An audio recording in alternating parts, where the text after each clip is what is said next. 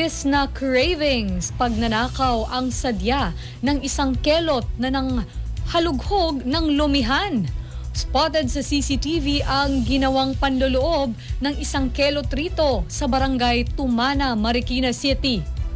Kwento ng may-ari, alas 9:30 ng gabi nang magsimula itong mangloob at halughugin ang tindahan.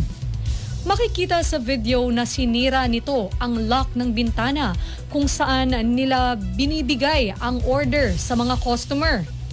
Dito ay natangay ng sospek ang ilang mga kagamitan sa loob kabilang ang tip box, speaker, bigas at iba pang mga paninda. Giit pa ng may-ari, tinanggal rin ng sospek ang pagkakasaksak ng CCTV camera rito. Dahilan upang hindi nito mahagip ng lubos ang ginawa nitong krimen. Nagbigay paalala naman ang may-ari na ipagbigay alam sa mga otoridad kung may alam itong karagdagang impormasyon sa insidente.